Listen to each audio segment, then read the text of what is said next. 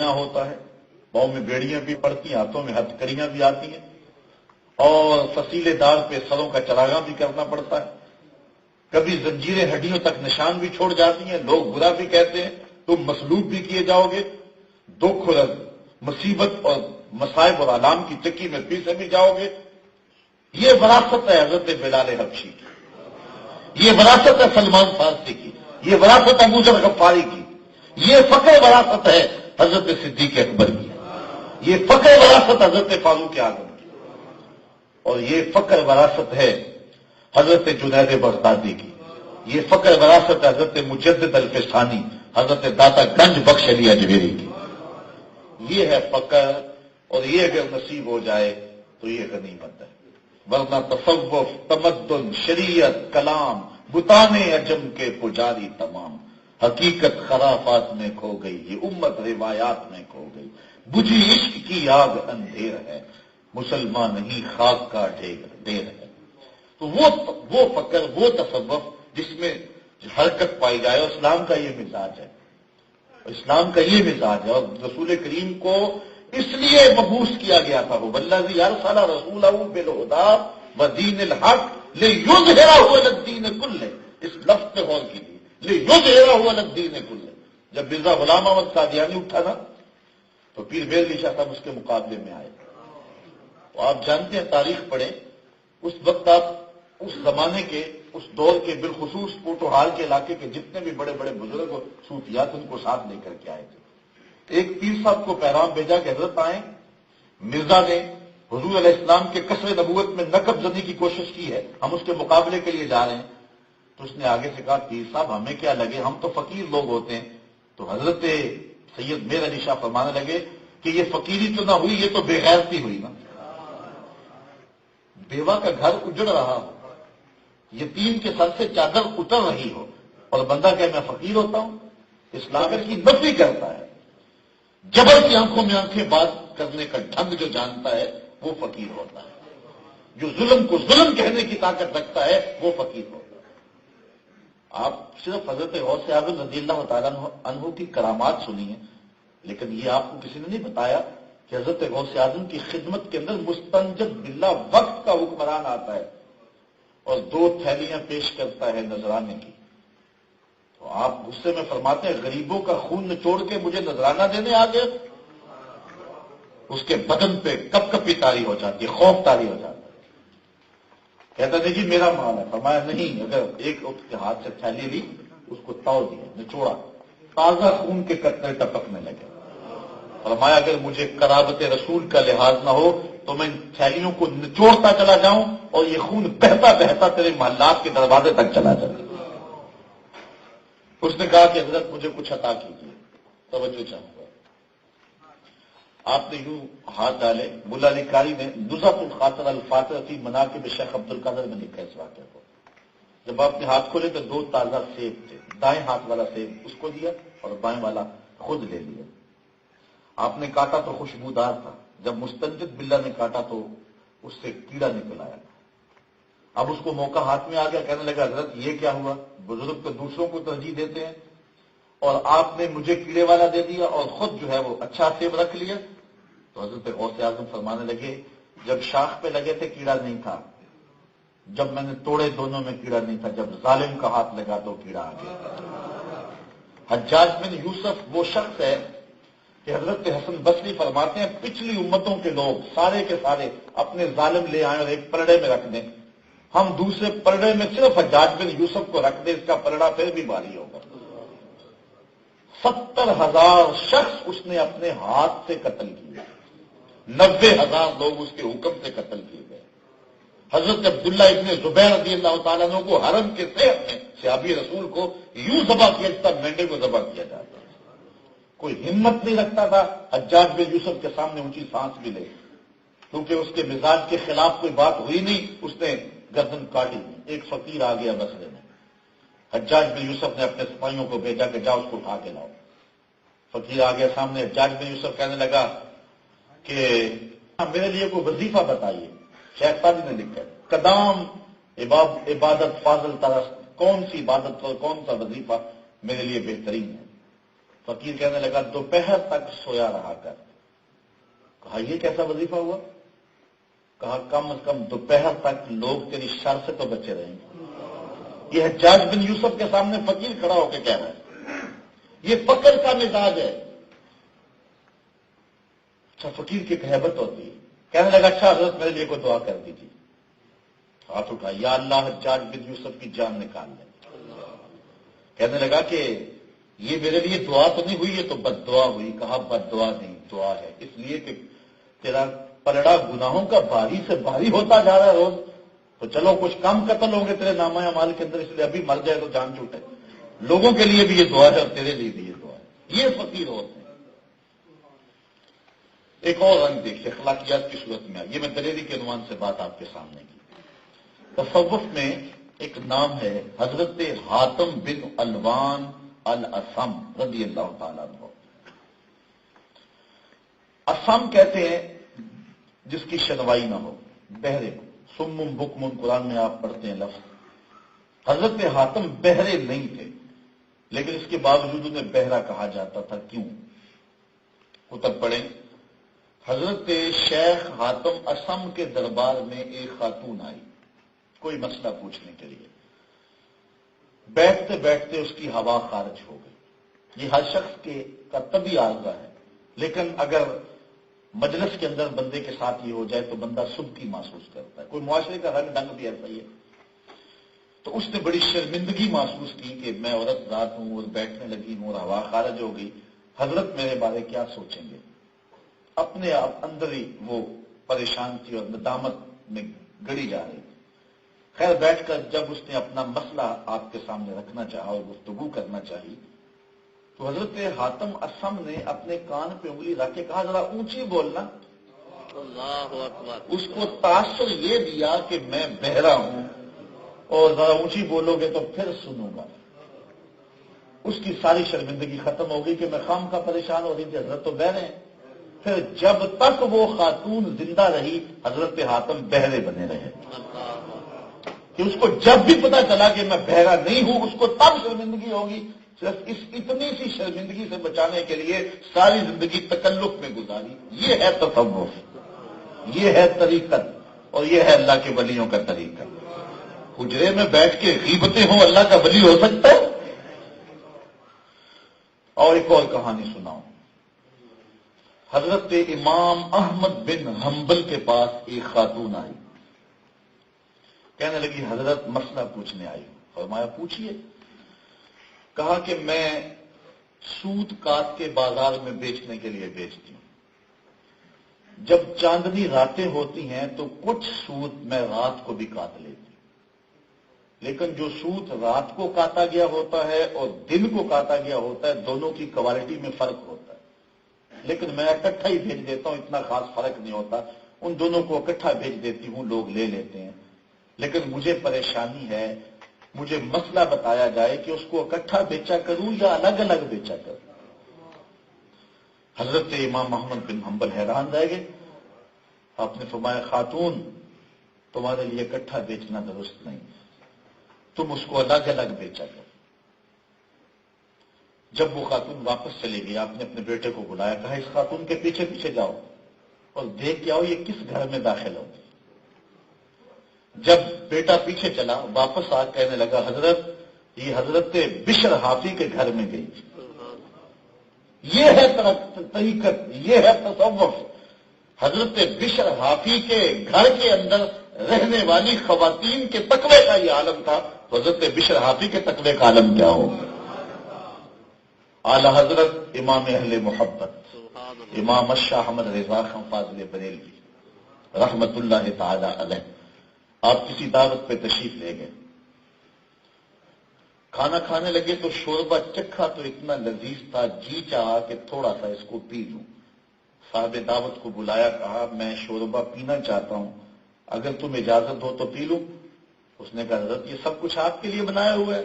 فرمایا جو شوربہ ہوتا ہے یہ پینے کے لیے نہیں بنایا جاتا, یہ کھانے کے لیے بنایا جاتا. یہ معقول ہے, مشروب نہیں. اور جب میں ادھر سے ہٹنا چاہوں گا تو مجھے آپ سے اسپیشل اجازت لینی ہوگی. اس کو کہتے ہیں طریقت، اور یہ کہتے ہیں، اس کو کہتے ہیں تصوف۔ آج میں اور آپ اپنی زندگی پہ غور کریں، بزرگوں کا نام لیتے ہیں لیکن کیا ان کی تعلیمات کو بھی اپنایا؟ خیر یہ تمہید تھی، اور تمہید لمبے ہوتے ہوتے کافی وقت گزر گیا۔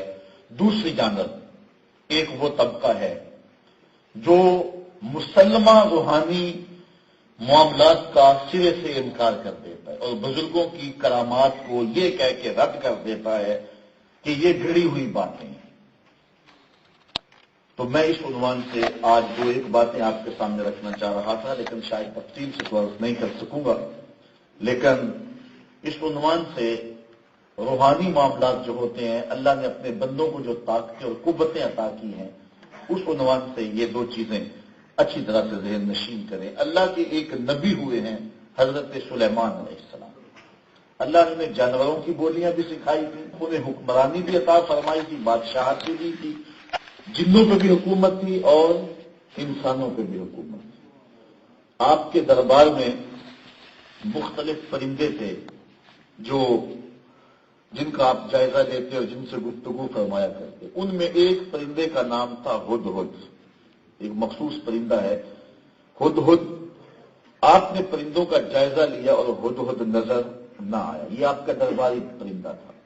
قرآن اٹھائیے، وَتَفَقَّدَ الطَّيْرَ فَقَالَ مَا لِي لَا أَرَى الْهُدْهُدَ۔ آپ نے جب پرندوں کا جائزہ لیا فرمایا کہ میں ہدہد کو نہیں دیکھ رہا۔ پھر آپ نے کہا کہ یا تو وہ کوئی مضبوط سند لائے ورنہ میں اس کو عذاب دوں گا یا ذبح کر ڈالوں گا۔ زیادہ وقت نہ گزرا کہ ہدہد حضرت سلیمان علیہ السلام کی خدمت میں حاضر ہو گیا اور کہنے لگا، حضرت میں اڑتے اڑتے بہت دور چلا گیا، حتیٰ کہ ملک سبا میں جا پہنچا۔ وہاں میں نے دیکھا کہ ایک قوم ہے جو سورج کو پوجتی ہے، ان کی حکمران ایک عورت ہے اور اس کا ایک بہت بڑا تخت ہے۔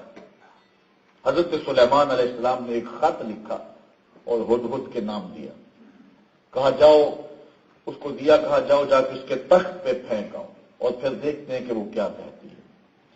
خط کے اوپر حضرت سلیمان علیہ السلام نے لکھا، انہ من سلیمان وانہ بسم اللہ الرحمن الرحیم اللہ تعالی علیہ واتونی مسلمین۔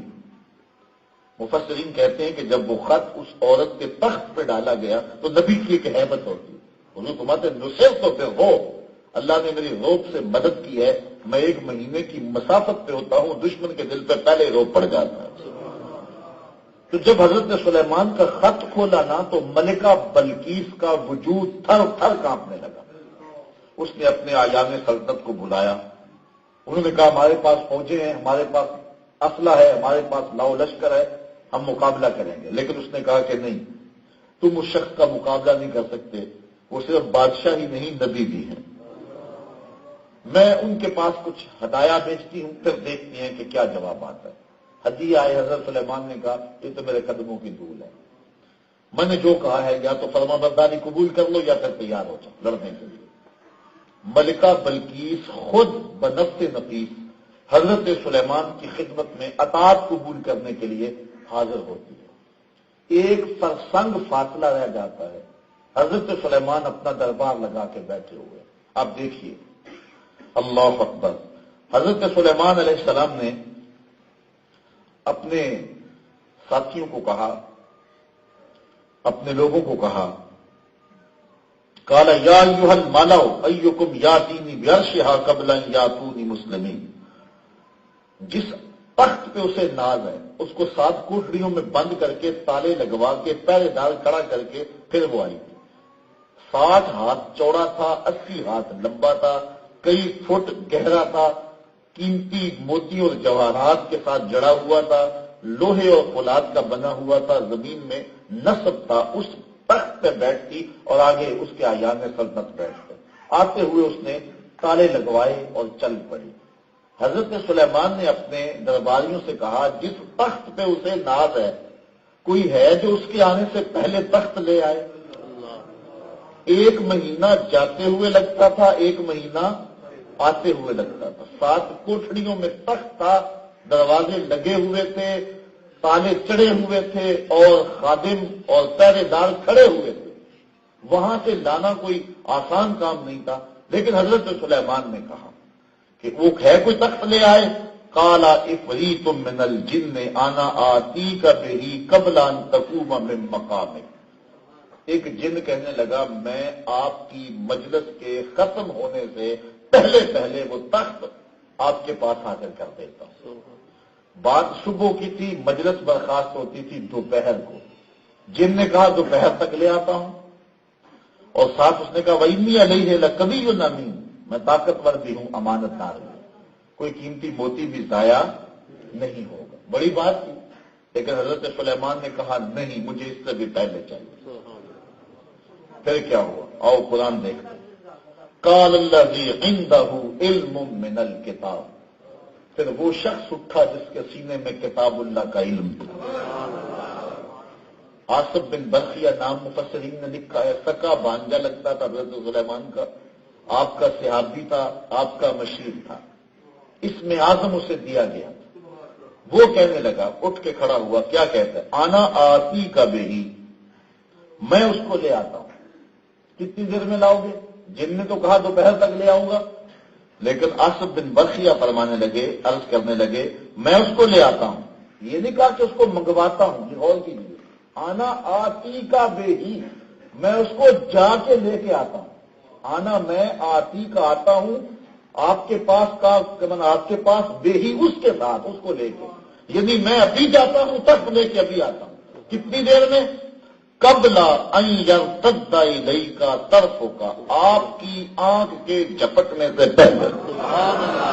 یہ بھی نہیں کہا اپنی آنکھ کے جھپکنے سے پہلے، اپنی آنکھ کے جھپنے کو چند سیکنڈ کے لیے روکا بھی جا سکتا ہے، لیکن کہا آپ کی آنکھ کے جھپکنے سے قبل میں ابھی جا کے اس تخت کو آپ کی خدمت میں لے آتا ہوں. 1 مہینہ جاتے ہوئے لگتا تھا، 1 مہینہ آتے ہوئے لگتا تھا. 7 کوٹھڑیوں میں تھا، اتنا بڑا تھا. کہا اتنی جلدی لے آتا ہوں. فلما راہ مستقرا عنده، ابھی آنکھ جھپکی نہیں ہے، تخت سامنے پڑا ہوا. قال ھذا من فضل ربی، کہا یہ میرے رب کا جس نے میرے غلام کو یہ طاقت دی. علماء نے لکھا کہ حضرت سلیمان نے رب سے کیوں نہیں کہا کہ مالک وہ تخت آ جائے، خود کیوں نہیں لائے؟ دنیا کو بتلانا مقصود تھا، یہ شان ہے خدمت گاروں کی. سرکار کا عالم، یہ نبی کے در سے وابستگی اختیار کرنے والے کی طاقت ہے. بنی اسرائیل کے ولی کی طاقت ہے، تو بنی اسرائیل کے نبی کی طاقت کتنی ہوگی، اور پھر امام الانبیاء کی طاقت کتنی ہوگی. اچھا، اگر کوئی بات کسی بزرگ کی کرامت کے حوالے سے ویسے بیان کی جاتی تو شاید کوئی کہہ دیتا کہ یہ گھڑی ہوئی کہانی ہے. حدیث رسول میں یہ واقعہ ہوتا، شاید کوئی لکھ دیتا کہ یہ حدیث ضعیف ہے. لیکن قرآن کو تو ضعیف نہیں کہا جا سکتا، یہ آیت ضعیف تو نہیں ہو سکتی. اور قرآن بیان کر رہے ہیں قال الذی عنده علم من الکتاب انا آتیک بہ قبل ان یرتد الیک طرفک. اچھا غور کیجئے، جس طرح حضور نبیوں سے افضل ہیں، حضور کی امت باقی امتوں سے افضل. جب بنی اسرائیل کی امت کے ایک ولی کو یہ طاقت دی گئی ہے تو کیا ایسی طاقت حضور کی امت کے ولی کو نہیں دی جا سکتی؟ تو پھر انکار کس منہ سے کیا جاتا ہے؟ چلو ایک کہانی سنا دیتا ہوں. کابل کا شہر ہے، ہجوم بنا ہوا ہے. بادشاہ کے محل سے ایک کنیز نکلی، اس نے لوگوں کو کہا کہ یہ ہجوم کیسا ہے. لوگوں نے کہا بخارے سے شاہ نقش بند بخاری آئے اور لوگ ان سے نیاز بندی حاصل کر رہے ہیں اور ان کے ہاتھ پہ بیعت ہو رہے ہیں. وہ سادی سی خاتون تھی، اس نے کہا یہ کیا ماجرا ہوتا ہے؟ تو لوگوں نے بتایا کہ یہ لوگ تزکیہ نفوس کرتے ہیں، باطن کی طہارت کا سامان کرتے ہیں. اور اس کے ذہن کے مطابق بتایا کہ جب بھیڑ بن جائے تو کھیویلے کام بھی آ جاتا. اس نے سوچا کہ نسبت قائم کر لینے میں کیا حرج ہے. حضرت شاہ نقش بند بخاری نے اس کو قبول کر لیا اور اس کو اوراد و وظائف دیے. نیک پہلے تھی، لیکن بعد میں آپ کے بتائے ہوئے اوراد و وظائف کی وجہ سے مزید برکت آ گئی، حتیٰ کہ اس کی دیانت کی وجہ سے بادشاہ وقت نے اس کو اپنی خاص قربت عطا کی، اپنے گھر کے اندر اس کو آنا جانا اس کا شروع ہو گیا۔ باقی لونڈیاں اور قدیزیں جو تھی وہ حسد کر گئی، انہوں نے چوری کر کے بادشاہ کے گھر سے زیور اس کے نام لگا دیا اور پھر کہیں سے برآمد بھی کروا دی۔ بادشاہ نے اس کی صفائی نہ سنی، غصے میں آ گیا کہ میں نے اس کو اتنی قربت دی، اس نے میرے اعتماد کو ٹھیس پہنچایا۔ اس نے حکم دیا اس کو لے جاؤ چھت پہ، محل کی چوبارے پہ لے جاؤ اور وہاں سے جا کے نیچے دھکا دے دو، تاکہ باقی لوڈیوں کو پتہ چل جائے کہ بادشاہوں کے گھر کتنے متبرک ہوتے۔ اس نے کہا کہ میں نے چوری نہیں کی، میرے پہ الزام ہے، لیکن بادشاہ نے نہ سنی۔ اس کو جا کے چھت پہ جب دھکا دینے لگے تو اس کو یاد آیا، سنا تھا اوکھے ویلے پیر کام آتے ہیں۔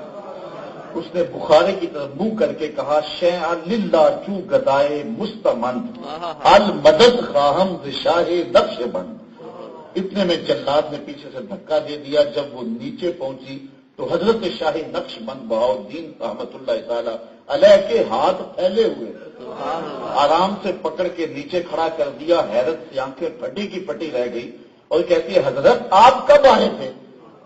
تو حضرت شاہ نقش بند بخاری فرمانے لگے، تو اب چوبارہ آمدی من اب بخارا آمدم، تو چوبارے سے چل پڑی تھی، میں بخارے سے چل پڑا۔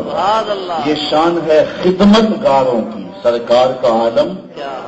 آئیے قرآن مجید میں ایک اور واقعہ دیکھتے ہیں۔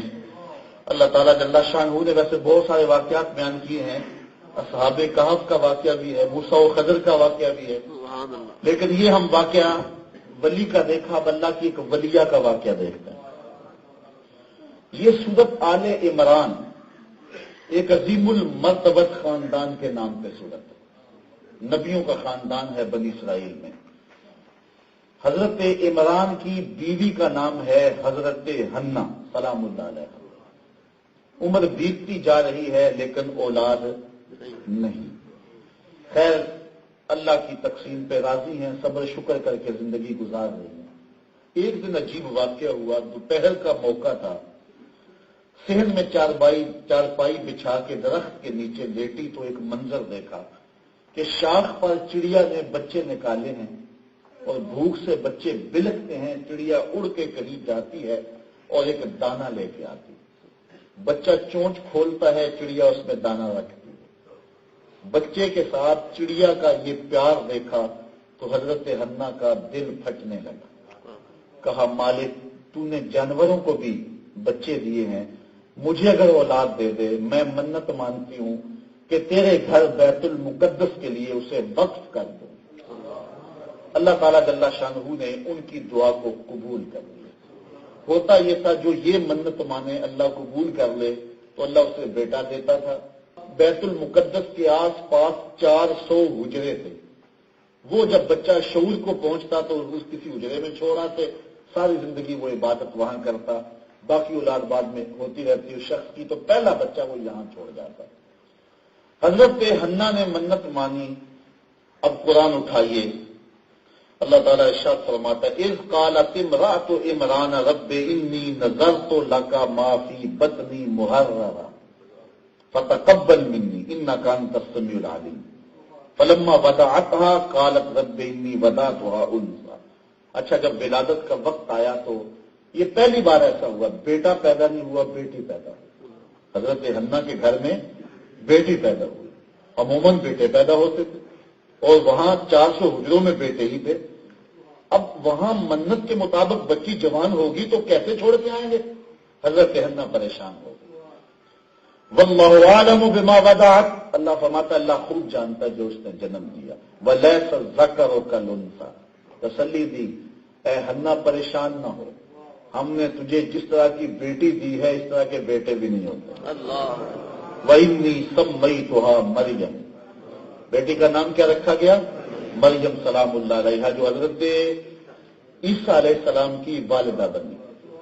وہ عظیم المرتبت خاندان کی یہ بیٹی پیدا ہوتی ہے۔ اب جب بچی جوان ہوئی، شعور کی عمر کو پہنچی، منت یاد آئی تو پریشانی پھر آ گئی کہ کیا کیا جائے۔ وہاں مرد ہی مرد ہیں اور یہ بیٹی جوان عمر، پھر عظیم المرتبت کے خاندان کی بیٹی۔ طے یہ ہوا کسی بوڑھے بزرگ کی کفالت میں دیا جائے جو اس کا خیال رکھے اور اس کو ضرورت کی چیزیں باہم پہنچائے۔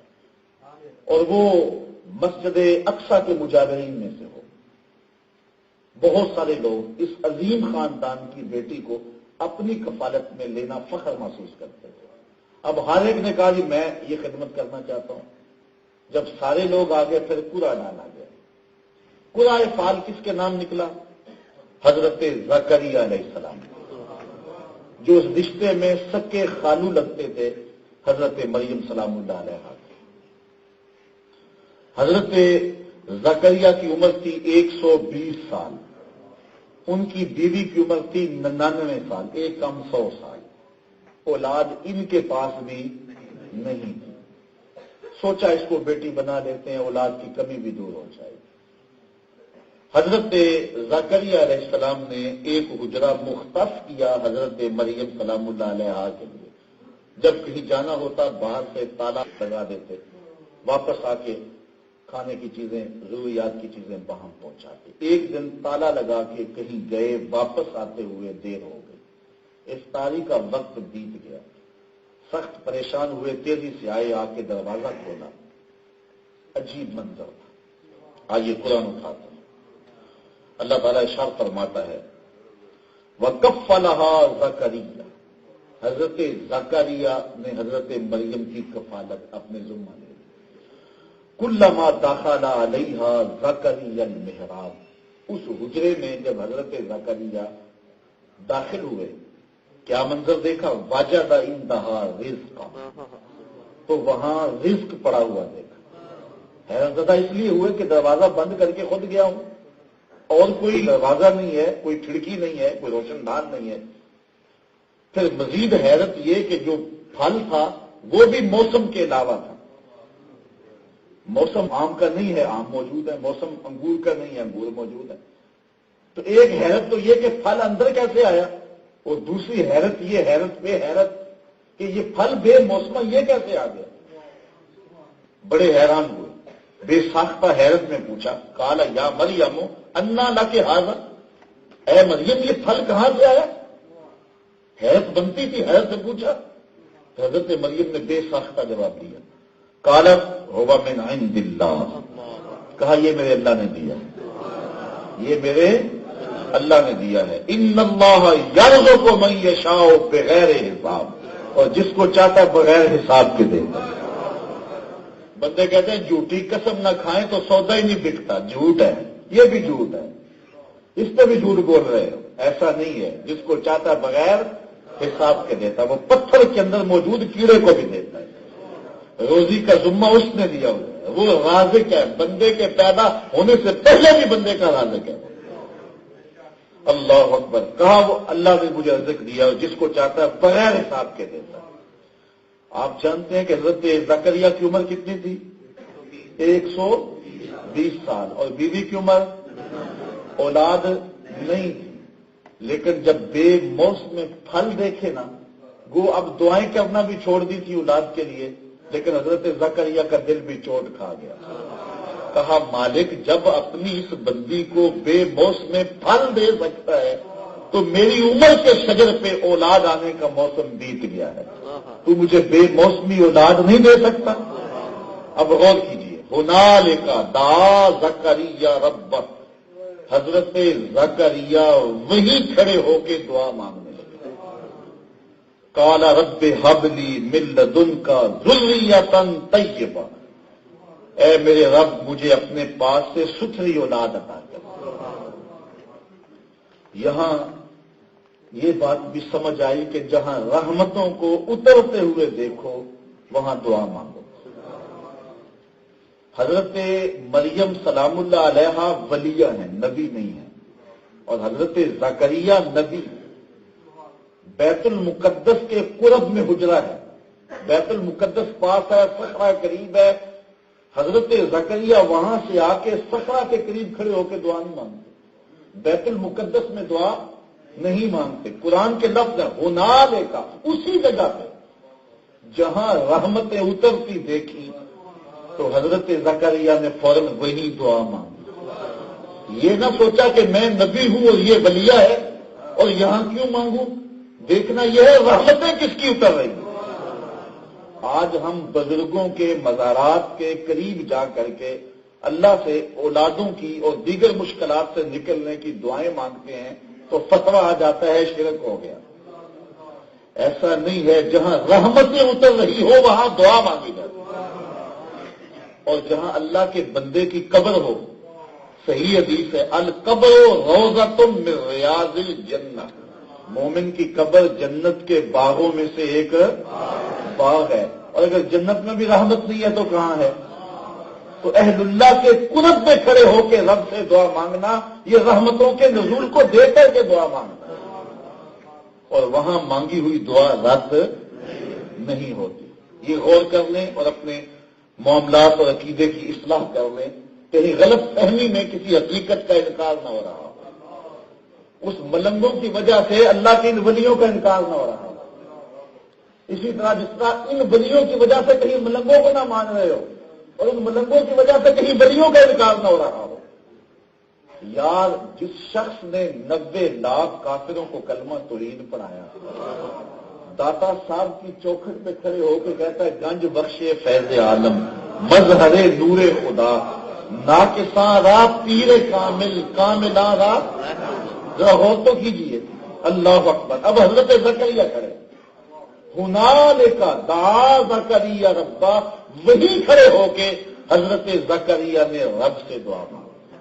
کیا کہا؟ رب ہب لی من لدنک ذریۃ طیبہ، اے اللہ مجھے ستھری اولاد دے دے، انک سمیع الدعاء، بے شک تو دعاؤں کو سننے والا ہے۔ اب کیا کہا گیا؟ آواز آئی ادھر کیوں کھڑے ہو؟ نہیں، فنادتہ الملائکہ، فرشتوں نے ندا دی۔ کہاں؟ ہو سکتا ہے کہ یہاں بھی دعا مانگی ہو، صحرا کے پاس بھی آ کے مانگی ہو، سینے مسجد اقصی میں بھی مانگی ہو، لیکن قرآن نے ایک ایک لفظ کو بیان کیا، ساری منظر نگاری کی۔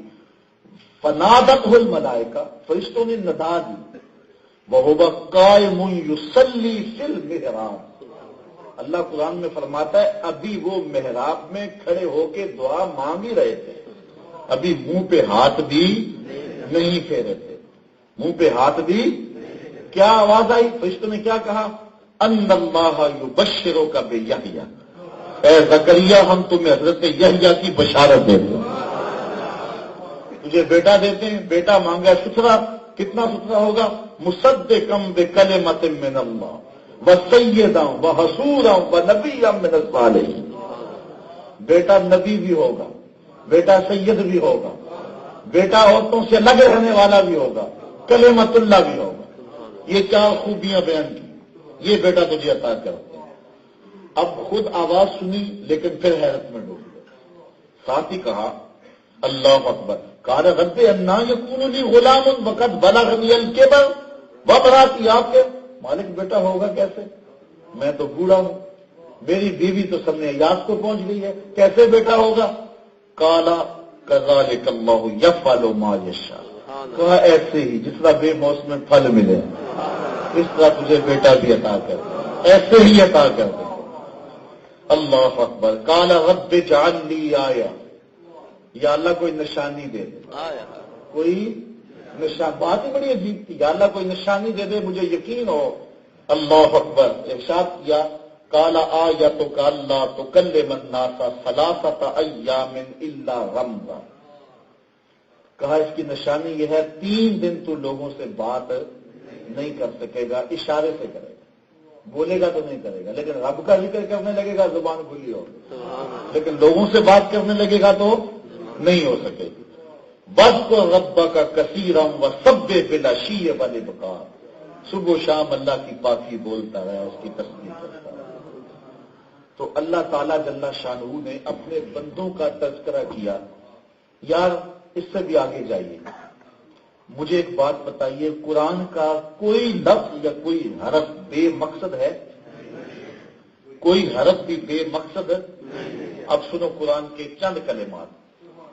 جب اصحاب کہف چلے نا اپنا دین اور دھرم بچانے کے لیے تو پیچھے ایک کتا بھی چل پڑا، انہوں نے پیچھے کیا، وہ ہٹا نا، انہوں نے کہا چل آ جا، پھر لجپال سے کہا تو بھی آ جا۔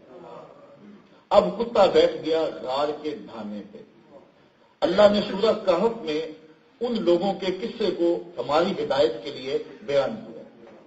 اس میں کتے کا ذکر آیا تو مالک نے کہا وَقَلْبُهُمْ بَاسِطٌ ذِرَاعَیْہِ بِالْوَتِینِ، ان کا کتا غار کے دانے پہ بازوؤں کو پھیلا کے بیٹھا ہے۔ مجھے بتاؤ اس میں تبلیغ کیا ہے؟ کتے کے بیٹھنے کے سٹائل کو بیان کیا، اس کی حیت جلوس کو بیان کیا۔ کتا اس طرح بیٹھا ہوا ہے، وَقَلْبُهُمْ، ان کا کتا باسطٌ پھیلائے ہوا ہے، ذراعیہ اپنے دونوں بازوؤں کو، ایک بازو کو نہیں دونوں بازوؤں کو، بالوسید غار کی دہلیز پر۔ تو اس میں کوئی ہمارے لیے ایک تبلیغ ہوگی نا، کوئی ہدایت ہوگی نا، تبھی تو بیان کیا ہے۔ بتلانا مقصود ہے ولیوں کے سنگ جڑ جائے ذات کا کتا بھی ہو تو وہ بھی قابل ذکر ہوتا ہے۔ ولیوں کے سنگ جڑ جائے ذات کا کتا ہو، اللہ کو وہ بھی پیارا لگتا ہے، نہ صرف وہ پیارا لگتا ہے، اس کے بیٹھنے کا انداز بھی پیارا لگتا ہے، اس کی ادائیں بھی پیاری لگتی ہیں۔ تو جو بندہ ولیوں کے سنگ لگ جائے تو اللہ، یار سنگ نہیں لگا ابھی ولیوں کی بستی میں جا رہا تھا، قتل کتنے کیے تھے؟ 100، پہلے 99 کیے، پھر ایک اور کر دیا۔ کتنے اشخاص کا قاتل تھا؟ ابھی گیا نہیں، راستے میں ہے، موت آ جاتی۔ اللہ اکبر، سیدھا جنت میں یا دوزخ میں؟ جنت والے کہتے ہیں ہم لے جائیں گے، جہنم والے کہتے ہیں ہم لے جائیں گے۔ وہ کہتے ہیں قاتل ہے، وہ کہتے ہیں کہ جا رہا ہے ولیوں کے ڈیرے پہ، توبہ کرنے جا رہا ہے۔ اللہ اکبر، اب اس کو یا سیدھا جنت میں بھیج دیا جائے یا جہنم میں بھیج دیا جائے، یہاں میلہ لگ گیا فرشتے۔ اللہ اکبر، فرشتے آ رہے ہیں، وہ کہتے ہیں ہم لے جائیں گے، وہ کہتے ہیں ہم لے جائیں گے۔ اللہ تعالیٰ جل شانہ پھر ایک اور فرشتہ بھیجتا، جا تو جا کے فیصلہ کر۔ اب وہ فیصلہ کر دے، اللہ کا حکم ادھر لے جائیں، اللہ کا حکم ادھر لے جائیں، نہیں یہ فیصلہ نہیں کرتا، کہتا ہے ایسے کرو زمین کو ناپو، جدھر جا رہا تھا اگر آگے جگہ تھوڑی ہے تو جنت میں جائے گا، اور اگر پیچھے جگہ تھوڑی ہے تو جہنم میں جائے گا۔ اب زمین ناپی جا رہی ہے، کہا میرے بندوں کی طرف جو جا رہا ہے نا، جدھر جدھر اس کے قدم لگیں گے میں چپا چپا جو ہے فرشتوں کہوں گا کہ ناپو۔ وہ راہیں بھی گزرگاہیں بھی جو ہے وہ جلوہ گاہ بن گئی، فرشتے ناپ رہے ہیں۔ ذرا دیکھو تو صحیح کام کیا ہو رہا ہے، فرشتے اس جگہ کو ناپ رہے ہیں۔ اچھا ہوا کیا کہ جدھر جانا تھا وہ فاصلہ زیادہ تھا، اور جدھر وہ آ رہا تھا وہ فاصلہ بھی تھوڑا طے ہوا۔ ادھر فرشتے ناپ رہے، ادھر زمین کو حکم آ گیا، زمین کو آگے سے سکڑ جا، پیچھے سے پھیل جا۔ ذرا غور تو کرو، اللہ اپنے بندوں کے ناپ نہیں دیکھ رہا؟ اور یہ صحیح حدیث ہے، مسلم شریف کے اندر موجود ہے، حضور نے ہماری ہدایت کے لیے بیان کیا۔ ذرا غور تو کیجیے، اس پہ توجہ تو کیجیے، تو کہیں ایسا نہ ہو کہ کسی جاہل کو دیکھ کے حقیقتوں کا انکار کرتا، اور کہیں ایسا نہ ہو کہ حقیقتوں کو مانتے مانتے جہل کے قدموں میں جا کے بیٹھ جائیں۔ بیلنس برابر رکھیں، توازن ٹھیک رکھے۔ اللہ تعالیٰ جل شانہ کے محبوب کی امت کی یہ خصوصیت ہے کہ اس امت میں قیامت تک ولی موجود رہیں گے، یہ بات ہے۔ اگر ایسے لوگ بھی ہیں کہ جو اس نام پہ دبا ہیں، داغ ہیں، لیکن اولیاء کے وجود سے کبھی بھی دھرتی خالی نہیں ہوگی تا کہ حضرت امام مہدی تشریف لائیں گے۔ اب ان لوگوں کو ڈھونڈیں، تلاش کریں، سچی طلب ہو تو اللہ محروم نہیں رکھتا، اللہ تعالیٰ ضرور راستہ عطا فرمائے۔ اللہ مجھے بھی آپ کو بھی اپنے پاک بندوں کی سنگت اور صحبت کے اجالے بخشے۔ اللہ مجھے آپ کو اپنی رحمتوں کا نور دے۔